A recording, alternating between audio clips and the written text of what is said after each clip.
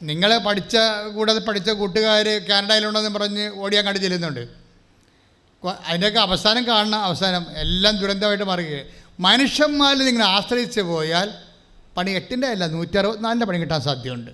അതുകൊണ്ടാണ് ഞാൻ നേരത്തെ പറഞ്ഞത്, ആവശ്യമില്ലാത്ത ഒരു മനുഷ്യനിലും മേ ബി അവർ നിങ്ങളെ സഹായിക്കാം, പക്ഷേ സഹായിക്കേണ്ടെന്ന എന്നൊന്നുമല്ല, അവിടെ സഹായം അന്വേഷിക്കേണ്ട എന്നൊന്നുമല്ല. പക്ഷേ നിൻ്റെ ആ ഫസ്റ്റ് ഓപ്ഷൻ ആരും അടിച്ചു മാറ്റരുത്. അത് നിങ്ങൾ ശ്രദ്ധിക്കണം. നിങ്ങളുടെ ജീവിത പങ്കാളി പോലും നിങ്ങളുടെ ഫസ്റ്റ് ഓപ്ഷൻ അടിച്ചു മാറ്റരുത്. ഫസ്റ്റ് ഓപ്ഷൻ എന്താണ്? നിൻ്റെ കർത്താവ് ദൈവം ഞാനാകുന്നു. വേറെ ആരെങ്കിലും കർത്താവ് എന്ന് വിളിക്കരുതെന്ന്. അല്ലെ, കർത്താവിൻ്റെ സ്ഥാനത്ത് കാണരുത്. മനസ്സിലായില്ലേ? കർത്താവെന്ന് വെച്ചാൽ നമ്മളെ നയിച്ച് ഭരിക്കുന്നവൻ. അൾട്ടിമേറ്റായിട്ട് അത് ദൈവം തന്നെയാണെന്ന് ഉടമ്പടി അർത്ഥികൾ ഉറപ്പുവരുത്തേണ്ടതാണ്. പ്രാർത്ഥിക്കുക. കർത്താവേ, എൻ്റെ ജീവിതത്തിൻ്റെ മുഖ്യമായ സ്വാധീന ശക്തിയും എന്നെ നയിക്കുന്ന പ്രേരണാശക്തിയും അങ്ങ് തന്നെയാകാൻ എൻ്റെ ആധ്യാത്മിക ജീവിതത്തെ പുനർക്രമീകരിക്കണമേ. ശ്രുതികടേ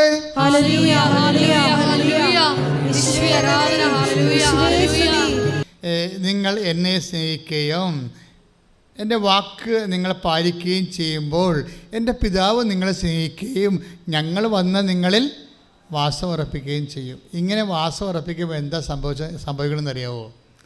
അതാണ് ഉടമ്പടിയുടെ ഇഫക്റ്റ് എന്ന് പറയുന്നത്. ഇങ്ങനെ വാസം ഉറപ്പിച്ചാൽ ഈശോ എന്നാ പറഞ്ഞത്?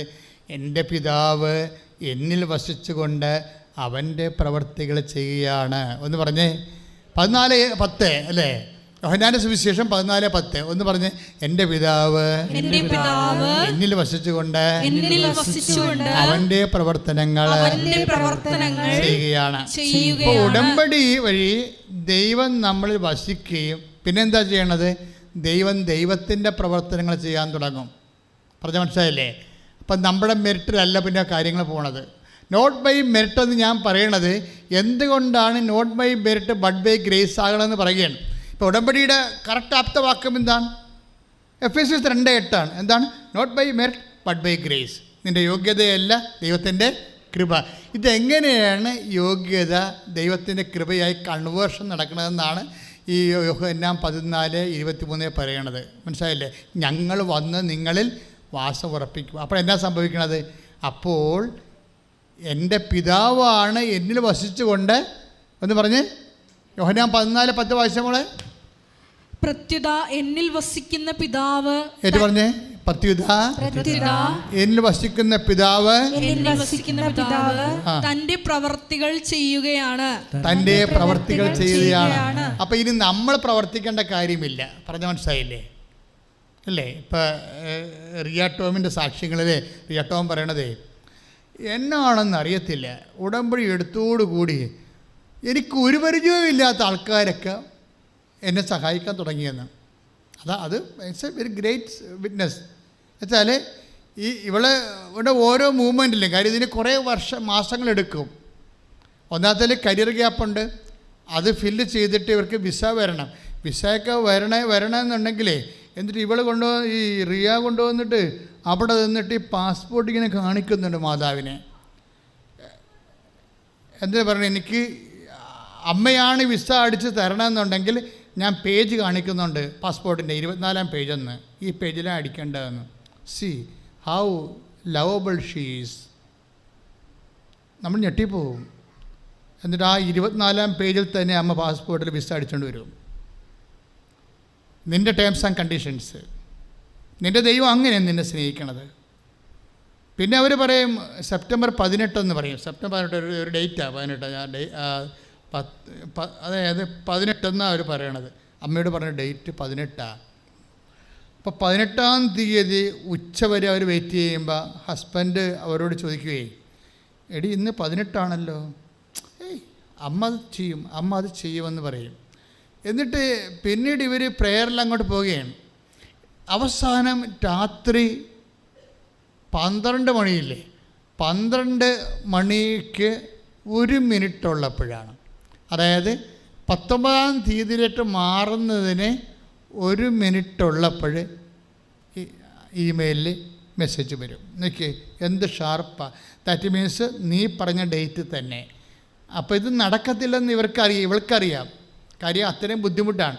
പക്ഷേ തന്നെ സ്നേഹിക്കുന്ന, തന്നെ വിശ്വസിക്കുന്ന, തന്നെ ജീവിക്കുന്ന ഒരാൾക്ക് വേണ്ടി ദൈവം ഏതറ്റം വരെയും പോകാൻ തയ്യാറാണ്. കൈയിട്ടിച്ച് കർത്താവിനെ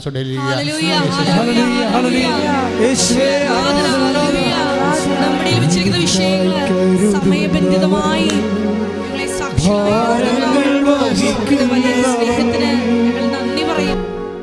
പരിശുദ്ധ പരമ ദിവ്യകാരുണ്യത്തിന് ഈ പ്രോസസ്സ് നടക്കണം. മനസ്സിലായില്ല? നിങ്ങൾ ഉടമ്പടി എടുത്തു 5 പുതുക്കി 3 പുതുക്കി ഒന്നും പറഞ്ഞിട്ട് കാര്യമില്ല. ഈ ഉടമ്പടി കൊണ്ട് സാധ്യമാകുന്ന ഈ പ്രോസസ്സ് നടക്കണം. എന്താണ്? എൻ്റെ വചനം പാലിക്കുകയും നിങ്ങൾ എന്നെ സ്നേഹിക്കുകയും. ബേസിക് ഉടമ്പടി ദൈവത്തെ സ്നേഹിക്കുന്നതാണല്ലേ. ദൈവത്തെ സ്നേഹിക്കണമെന്ന് ദൈവത്തിന് തോന്നിപ്പോയാൽ നമ്മൾ പിന്നെ ദൈവം ഓണർ ചെയ്യാൻ തുടങ്ങും. ദൈവത്തെ സ്നേഹിക്കുന്നുവെന്ന് ദൈവത്തിന് തോന്നണം. നമുക്ക് തോന്നിയാൽ പറ്റത്തില്ല. ദൈവത്തിന് തോന്നിപ്പോയാൽ നമ്മളെ പിന്നെ ഓണർ ചെയ്യാൻ തുടങ്ങും. അതുകൊണ്ടാണ് നമ്മൾ പറയുന്ന പാസ്പോർട്ടിൽ തന്നെ ആ പേജിൽ തന്നെ അടിച്ചു വരുന്നത്. മനസ്സിലായില്ലേ? നമ്മൾ പറയുന്ന ടേംസ് ആൻഡ് കണ്ടീഷനിൽ അത്രയും അതുകൊണ്ട് അമ്മ, ഈ പരിശുദ്ധ അമ്മ ഈ ഉടമ്പടി ചെയ്തപ്പോൾ ഇത് അനുഭവിച്ചതാണ്. അതുകൊണ്ട് അമ്മ ഇതിനൊക്കെ പറഞ്ഞ വേറെ വാക്കാണ് പറഞ്ഞത്. ഇപ്പം ഈശോ എന്നാ പറയണത്? നിങ്ങളെ ഉടമ്പടി ചെയ്യുമ്പോൾ നിങ്ങൾ എന്നെ സ്നേഹിക്കുകയും എൻ്റെ വാക്ക് പാലിക്കുകയും ചെയ്യുമ്പോൾ എൻ്റെ പിതാവ് നിങ്ങളെ സ്നേഹിക്കും, ഞങ്ങൾ വന്ന് നിങ്ങളെ വസിക്കുമെന്നല്ലേ പറഞ്ഞത്. എന്നിട്ട് 14:10 വരുമ്പോൾ പറയും, അതുകൊണ്ട് പിതാവും ഞാനും തമ്മിൽ ഉടമ്പടി ചെയ്തിട്ടുണ്ടെന്ന് പറയും. ഈശോ പറയും അങ്ങനെ ഉടമ്പടി ചെയ്തത് കൊണ്ടാണ് പിതാവ് വന്ന് എന്നിൽ വസിക്കണം. അതുകൊണ്ട് ഞാനല്ല ഈ പ്രവർത്തിക്കണം. കടലിൻ്റെ മീതെ നടക്കുന്നുണ്ട്, വെള്ളം വീഞ്ഞാകുന്നുണ്ട്, പക്ഷേ എൻ്റെ പിതാവ് എന്നിൽ വസിച്ചുകൊണ്ട് അവൻ്റെ പ്രവൃത്തികൾ ചെയ്യുകയാണ്. കൈയിട്ടിച്ച് കർത്താവിനോട്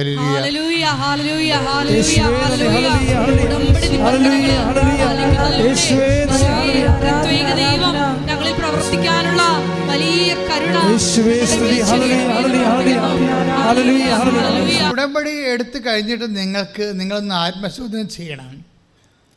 എനിക്ക് ഇന്നലെ ഉണ്ടായതിനേക്കാൾ കൂടുതൽ സ്നേഹം ദൈവത്തോട് തോന്നുന്നുണ്ടോ? തോന്നണില്ലെങ്കിൽ എന്തോ ഒരു കുഴപ്പമുണ്ട്, ഉടമ്പടി ആയിട്ടില്ല. ഇപ്പം ചില പറയില്ലേ, ഞാൻ ചാർജ് ചെയ്തിട്ടുണ്ടെന്ന് പറഞ്ഞു മൊബൈലിനെ, പക്ഷേ ആക്ടിവേഷൻ ആയിട്ടില്ല. നമ്മൾ ചാർജ് ചെയ്തതേ ഉള്ളൂ, ആക്ടിവേഷൻ ആയിട്ടില്ല. ഇതുപോലെ തന്നെ ഉടമ്പടി ചെയ്താൽ അത് ആക്ടിവേഷനായാൽ നമുക്കറിയാൻ പറ്റും എന്താണ്.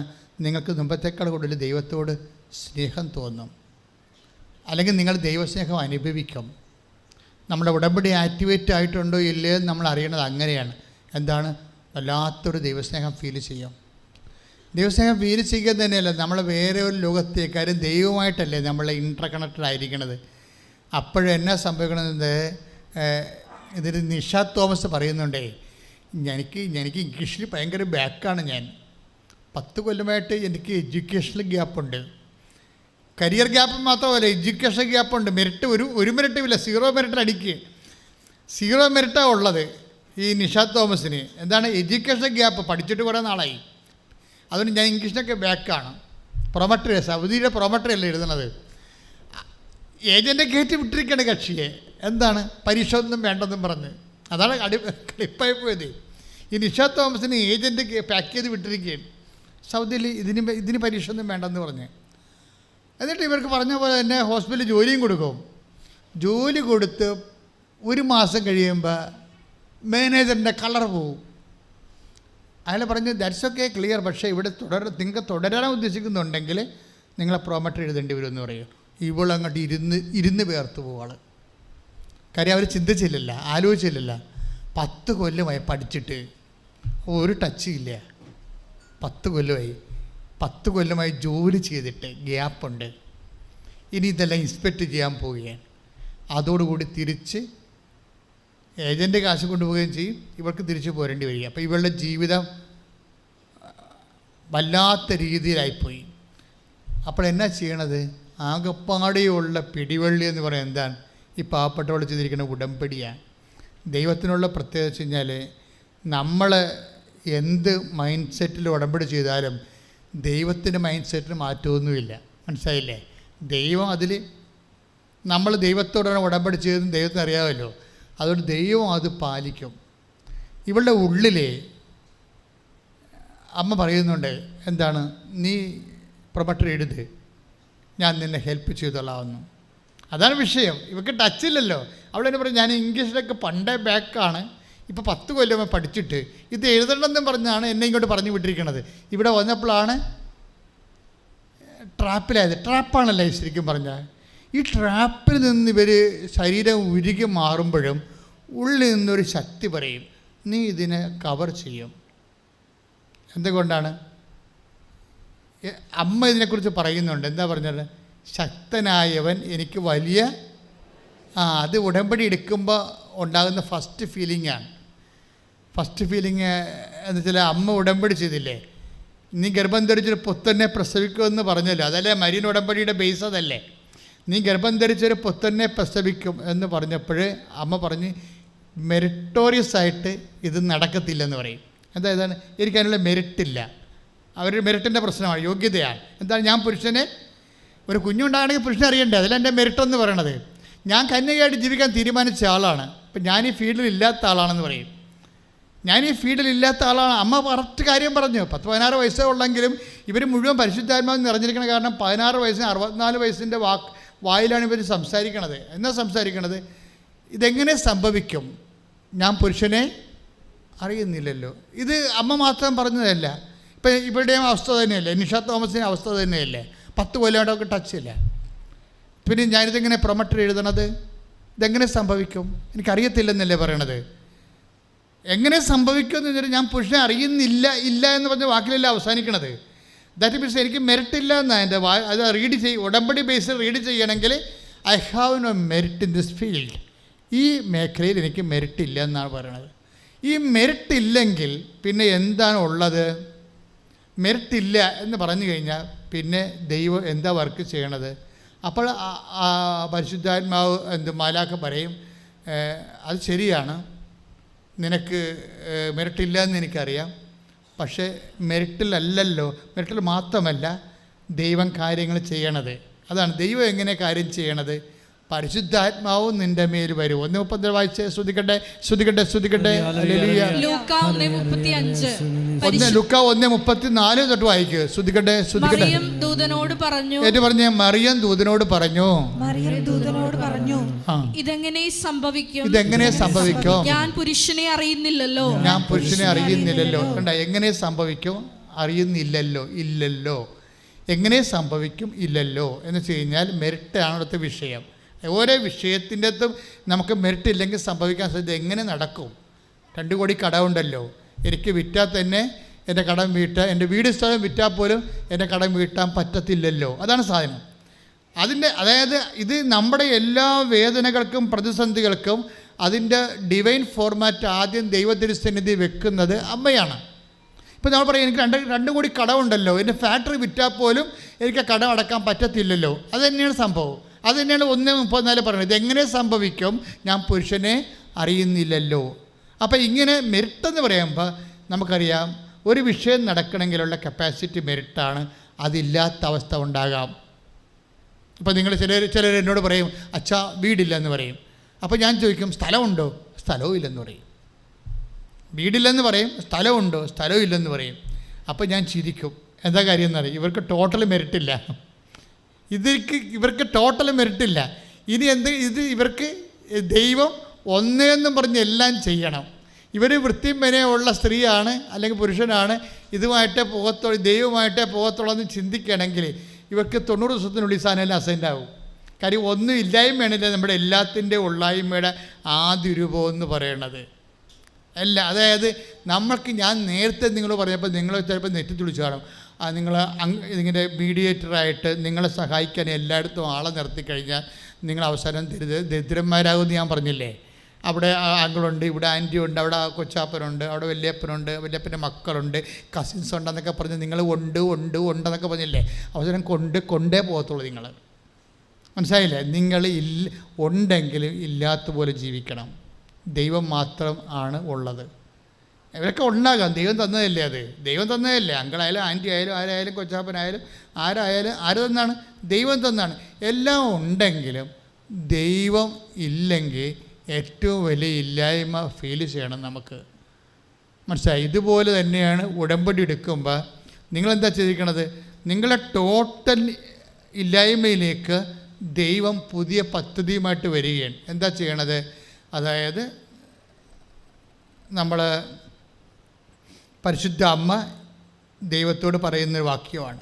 എന്താണ്? ഒന്ന് വായിച്ചോ. 1:44 ലൂക്ക 1:34 വായിച്ചേ. ഇതെങ്ങനെ സംഭവിക്കും? ഏറ്റു പറഞ്ഞേ, ഇതെങ്ങനെ സംഭവിക്കും? ഇതെങ്ങനെ സംഭവിക്കും? ഞാൻ പുരുഷനെ അറിയുന്നില്ലല്ലോ. ഞാൻ പുരുഷനെ അറിയുന്നില്ലല്ലോ. ദൂതൻ മറുപടി പറഞ്ഞു. ഇത്രയും ക്ലിയർ ആയില്ലേ? അപ്പം മെറിറ്റ് ഇല്ലെന്നുള്ള അമ്മ പറഞ്ഞല്ലോ, ഇല്ലേ? ഇനി ഇതെങ്ങനെ വർക്കൗട്ട് ചെയ്യണത്? ഉടമ്പടിയിലേക്ക് പോവുകയാണ്. ഉടമ്പടിയിലേക്ക് പതുക്കെ പോവുകയാണ്. അപ്പം ഉടമ്പടിയിലേക്ക് അമ്മയും ഈ ദൈവവും തമ്മിൽ ഉടമ്പടിയിലോട്ട് പോവുകയാണ്. ഇനി ഉടമ്പടിയിലോട്ട് അങ്ങനെ പോവുകയാണെന്ന്. അപ്പോൾ ആദ്യം അമ്മയുടെ ആ ഒരു ആസ്തി എന്താണെന്നുള്ളത് വെളിപ്പെടുത്തും, നമ്മുടെ ഇല്ലായ്മ വെളിപ്പെടുത്തും. അത് കഴിയുമ്പോൾ ഇതെങ്ങനെ സംഭവിക്കും? ഞാൻ പുരുഷനെ അറിയുന്നില്ലല്ലോ. അവൻ അടുത്ത വായിച്ചേ. പരിശുദ്ധാത്മാവ് നിന്റെ മേൽ വരും. അതാണപ്പ not by merit but by grace. അതാ 1:35 വന്നത്. അത് ഇല്ലെങ്കിൽ പിന്നെ അടുത്ത ഓപ്ഷൻ എന്താ ഉള്ളത്? ഇപ്പം നിങ്ങൾക്ക് വീടില്ല, സ്ഥലമില്ല, പ്രായം കൂടിപ്പോയി, പെണ്ണ് കെട്ടിയിട്ടില്ല, അങ്ങനെ കുറേ ഇല്ലായ്മ വരികയില്ലേ? ഇങ്ങനെ അതിനെല്ലാം നിങ്ങൾക്ക് മാനുഷികമായി പറഞ്ഞാൽ ഇല്ലെന്ന് തന്നെ വിചാരിക്കുക. മാനുഷികമായി പറഞ്ഞാൽ ഇല്ലാത്തവരിവിടെ ജീവിക്കണ്ടേ? മനുഷ്യന്മാർക്ക് ജീവിക്കേണ്ടിയിരിക്കും. പക്ഷേ നിന്നെ സൃഷ്ടിച്ച നിൻ്റെ ദൈവത്തിന് നീ ജീവിക്കണം എന്നതുകൊണ്ടാണ് ദൈവം ഉടമ്പടി സ്ഥാപിച്ചുകൊണ്ട് മെറിറ്റിലല്ലെങ്കിൽ ഇത് ഗ്രേസിൽ വർക്ക് ചെയ്യുമെന്ന് പറഞ്ഞത്. കൈ ഇടിച്ച് കർത്താൻ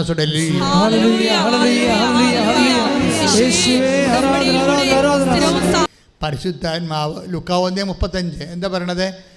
പരിശുദ്ധാത്മാവ് പറഞ്ഞേ, നിന്റെ മേൽ വരും.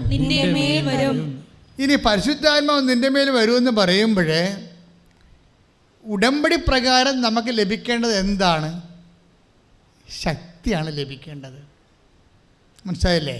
നമുക്ക് പവറില്ല, നമുക്ക് അതിനുള്ള കലിബറില്ല, കപ്പാസിറ്റി ഇല്ലെന്ന് പറഞ്ഞാൽ ദൈവം നമുക്ക് ബദൽ തരണത് എന്താണ്? പവർ ഓഫ് ഗോഡാണ്, എംപവർ. മനസ്സിലായോ? ഞാൻ എപ്പോഴും ഇപ്പോൾ IELTS കുഞ്ഞുങ്ങളെ എല്ലാവരെയും വിളിച്ച് നിർത്തിയില്ല ഇവിടെ.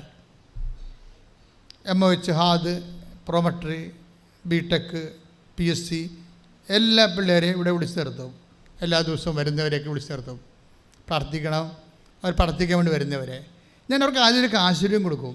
വെഞ്ചരിച്ചത്, പ്രത്യേകിച്ച് വെഞ്ചരിച്ചത് എന്നുവെച്ചാൽ ഉടമ്പടി പ്രകാരം നിങ്ങൾക്ക് ഞാൻ അവരോട് ചോദിക്കും, മക്കളെ എന്തെങ്കിലും ആശീർവാദം തരണമെന്നറിയാവോ? I am going to set your studies to the prayer. നിങ്ങളുടെ പ്രാർത്ഥനയും നിങ്ങളുടെ പഠനങ്ങളെ ഞാൻ ദൈവവുമായിട്ട് കണക്ട് ചെയ്യുകയാണ്. ഇനി കണക്ട് ചെയ്യുന്ന പ്രിൻസിപ്പിൾ പറഞ്ഞു കൊടുക്കും. When you use this medal you just reset the credo. എന്താണ്? നിങ്ങൾ ഈ മെഡൽ ഉപയോഗിക്കുമ്പോൾ നിങ്ങൾ ആദ്യം എന്ത് ചെയ്യണം? വിശ്വാസപ്രമാണം ചൊല്ലണം. ഞാൻ ഈ ഉടമ്പടി വസ്തുക്കളിൽ ഒത്തിരിയേറെ അനുഭവം ഇപ്പോൾ ഈ ദിവസങ്ങളിൽ നടന്നൊരു അനുഭവം എന്ന് വെച്ചാൽ ആ ഉടമ്പടി സാക്ഷ്യം. ഇപ്പോൾ മേഴ്സി ദേവസ്യ, അതുപോലെ തന്നെ ഷെറിൻ ആലപ്പുഴ, ഇവരെല്ലാം ഉടമ്പടി ഈ തൈലം ഉദരത്തിൽ തേച്ച് സിസ്റ്റ് മാഞ്ഞുപോയ സാക്ഷ്യം കാണുന്നില്ല. പക്ഷേ ഞാൻ ഈ നേർച്ച വസ്തുക്കളെക്കുറിച്ച് ചുമ്മാ ഇങ്ങനെ ഇപ്പോൾ ഒരു സാക്ഷ്യം വന്നുകൊണ്ട് ഇങ്ങനെ പറയണം, അല്ലാതെ ബേസിക്കായിട്ട് ഞാൻ നേർച്ച വസ്തുക്കളെ ഇങ്ങനെ പൊലിപ്പിച്ചിരിക്കാൻ പറയത്തില്ല. എന്താ കാര്യം വെച്ച് കഴിഞ്ഞാൽ, പറയാത്തതിൻ്റെ കാരണം വെച്ച് കഴിഞ്ഞാൽ അതിന് പല കാരണങ്ങളുണ്ട്. ചില സമയത്ത് ആദ്യമായിട്ട് കേൾക്കുന്നവന് ചിലപ്പോൾ അതൊരു പ്രൊമോഷനായിട്ട് തോന്നും. അതുകൊണ്ടാണ് ആൾക്കാർക്ക് ഉതപ്പുണ്ടാകാതിരിക്കാൻ വേണ്ടിയാണ് ഞാൻ. പക്ഷേ ഞാൻ പറയാച്ചാൽ നിങ്ങൾ ഉടമ്പടി നേർച്ച വസ്തുക്കൾ XY എന്ത് ഉപയോഗിച്ചാലും ഞാൻ ഉപയോഗിക്കുന്ന വസ്തുക്കളെക്കുറിച്ചല്ല ഞാൻ പറയണത്, ഉപയോഗിക്കേണ്ട രീതികൾ, അതിൻ്റെ അകത്ത് പവർ ആക്ടിവേറ്റ് ചെയ്യേണ്ട രീതികളുണ്ട്, അത് നിങ്ങൾ ശ്രദ്ധിക്കണം. ഇപ്പോൾ ഉടമ്പടിയിലെ ഓരോ വിഷയവും, ഉടമ്പടി തൈലമായാലും ഉടമ്പടി ഉപ്പായാലും, ഇവിടെ പരിശുദ്ധ കുർബാന അർപ്പിച്ചുകൊണ്ട് 12 തരം മനുഷ്യൻ്റെ എല്ലാ വിഷയങ്ങളെയും സാരം സംഗ്രഹിച്ചുകൊണ്ടുള്ള 12 പ്രാർത്ഥനകൾ ചൊല്ലിയാണ് ഇത് വെഞ്ചരിക്കണം. ഇത് വെഞ്ചരിക്കുമ്പോൾ പക്ഷേ ഇത് പ്രയോഗിക്കുന്ന ആൾക്കാർ ശ്രദ്ധിക്കണം. എന്താ കാര്യം? എല്ലാ പ്രയോഗവിധികളും ഒറ്റ ഫോർമുല വർക്ക് ചെയ്യണത്. എല്ലാ പ്രയോഗവിധികളും ചുമ്മാ നമുക്ക് ഇടാനൊന്നും പറ്റത്തില്ല. എല്ലാ പ്രയോഗവിധികളും യേശു കർത്താവാണെന്ന് അധരം കൊണ്ട് ഏറ്റു പറയണം. പറഞ്ഞ മനസ്സിലായില്ലേ? പിന്നെന്താണ്? ദൈവം അവന് മരിച്ചവരിൽ നിന്ന് ഉയർപ്പിച്ചതെന്ന് ഹൃദയത്തിൽ വിശ്വസിക്കണം. ഇത് ഇത്രയും ഉറപ്പ് വരുത്തിയിട്ട് മാത്രമേ ഈ നേർച്ച വസ്തുക്കളിൽ തൊടാൻ പറ്റത്തുള്ളൂ. അല്ലെങ്കിൽ പിന്നെ കരടകത്ത് കടുകിടണ പോലെ ഇരിക്കും. നമുക്ക് പൊട്ടിയൊന്ന് കേട്ടാൽ മതിയല്ല. മനസ്സിലായില്ലേ? കരടകത്ത് നമ്മൾ വറയിടുമ്പോൾ കടുകിടത്തില്ലേ? അപ്പോൾ അതൊന്ന് പൊട്ടിയത് കെട്ടാൽ മതി അല്ലേ? അത്രയും മതി. പക്ഷേ നേർച്ച വസ്തുക്കളുടെ പ്രയോഗം അങ്ങനെയല്ല. നേർച്ച വസ്തുക്കളാകുമ്പോൾ കടുക് നമ്മുടെ ആത്മാവിൽ പൊട്ടണം ആദ്യം. എന്താ സംഭവം ചെയ്യണത്? ആദ്യം യേശു കർത്താവാണെന്ന് ഒന്ന് വായിച്ചാൽ മോളെ 10:9. അത് കറക്റ്റ് വചനമാണ് കേട്ടോ, ശ്രദ്ധിച്ചേക്കണം. കറക്റ്റ് വചനം വെച്ചാൽ ഇതിൻ്റെ വചനമാണ്, ഉടമ്പടി പ്രയോഗത്തിൻ്റെ വചനമാണ്. റോമ 10:9 വായിച്ചോളൂ. ആകയാൽ ഒന്ന് പറഞ്ഞ്, ആകയാൽ യേശു കർത്താവാണെന്ന് അധരം കൊണ്ട് ഏറ്റുപറയുകയും ദൈവം അവനെ മരിച്ചവരിൽ നിന്ന് ഉയർപ്പിച്ചുവെന്ന് ഹൃദയത്തിൽ വിശ്വസിക്കുകയും ചെയ്താൽ നീ രക്ഷ പ്രാപിക്കും.